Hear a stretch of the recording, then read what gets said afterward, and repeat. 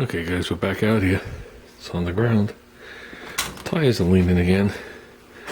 Maybe this time when I go under there, I'll take the tire off and tighten them. Yes, we had it out. You guys didn't see that video yet. Anybody who's on Facebook saw a couple of pictures of it outside. Working on that second strip. We're working on it. I just got it. Yeah, there's speckles of paint and crap everywhere. And this is after I blew it off. Surprised it's not everywhere over here. Yeah, so basically what we're doing is I just grab these clips. I just give them a quick squeeze and all the paint flies off, well, most of it. And then you got to free up all the little tangy things. Then you can put the moldings on it. It's staggered this way, this way, this way. It's let's just say it sucks. So, yeah, it's back on the ground. It's all mobile on.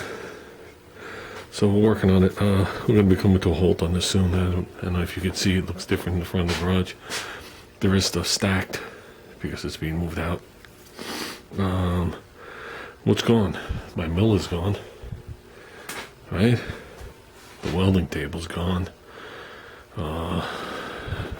This was supposed to go, but I wanted to rebuff the one or two things real quick, so this will be going quickly. This is leaving, but somewhere else. This is leaving somewhere else. Those are the dollies the car was on. No, this is all go somewhere else. So it is happening. With that said, let's talk about something better. Let's continue working on those before I put the pliers through the roof. There's 3. We're going for 4. I ain't even walking over there. Not so bad. Yeah, okay. Hey, it adds a little class to the roof. The roof is uncleaned. Totally uncleaned. This isn't even waxed. But it's uncleaned. So, however it was underneath that cover is what it is. You can see all the smudges and all the stuff in it. But I like that. I think that adds a little something to the roof, not just this big white blah. The problem with this car is when you look at it, even outside, you don't get the picture of what's going on because there's 2 huge sections missing off the car. You know what I mean? Without this on here, you get the idea in the back. But the front, with no grill, the bottom piece and primer, and the whole hood missing, it just isn't a pretty sight up front. So I'm gonna try and sneak that valance in before we leave. Try. I really would like to get it done the correct colors and get the grill on, and then leave the car like that. We're getting closer.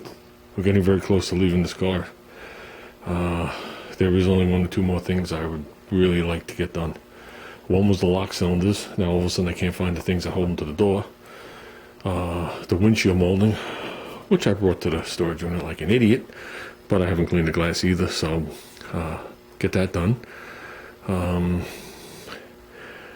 And a quick alignment on it. So we're taking the front wheels off, tightening everything, you know, setting the toe basically to where it has to go in the machine. So this car is mobile. It's nice. I like the flash of the converter. It seems like the combination is enjoyable. How's that sound? No, it seems like the combination is kind of like correct for what the car is. Between the little bit of gear that you feel when you first start off, the torque converter flashing up, which I still don't know what the stall is of it yet. You got the nice torque of a dual plane on there. And the fact that it's not ridiculously overcammed, no matter what you think. And the fact that it idles low. I can get this thing to idle at around 950 when it warms up. It idles a little bit less when it's cold. So that's nice. And my other car's 1700, if anybody doesn't realize. And in gear it's 1200. Unless it's cold, you'll see it a little lower than that. Yeah. But no, when you step on the gas, the converter flashes and this thing is crisp. This thing is going to be a blast to drive. This thing's going to be a blast. So with that said, tomorrow I'll bring home the moldings for the windshield and let's see if we can get those on. It's going to take a little while. Put the molding on, it'll take me 5 minutes, but to get all the clips in and all the bullshit and whatever. Then maybe we'll wax the roof too. The white, you can feel when you go across it with the towel. As soon as you hit the white, it's like putting the brakes on, as opposed to the red and the blue. So, but I'll put the other video up. It was just me starting the car fired right up. I cranked it around a bunch of times till I saw fuel pressure. Now it's not EFI, it doesn't need fuel pressure. But once I see fuel pressure, that tells me the bowls are full. That's the only reason I look for fuel pressure. So we had like 2 pounds, just fine. That just tells me the bowls are full. I whacked the accelerator pump, gave it a half a pump, and the car kicked right off, which is nice. And fuel pressure on this thing is around 6.5, 7 pounds with it running. I don't know what it is to the floor, but that's what it is. So that's fine. We pulled it out, and that was it. I didn't film anymore outside. We didn't pull it out to do anything with the car. I pulled it out. I hosed down this garage, and some stuff. I did some stuff in here. So, okay, guys. I think I've gabbed long enough. Maybe tomorrow we'll either work on the windshield or get the latches things done. Well, I don't know if I'm going to get them done because I don't know the pieces. When I turn off the camera, I'm going to look in here to see if they're in here. They're not in the bag with the locks. I'll polish the lock, put it on. It'd be nice to just call that done.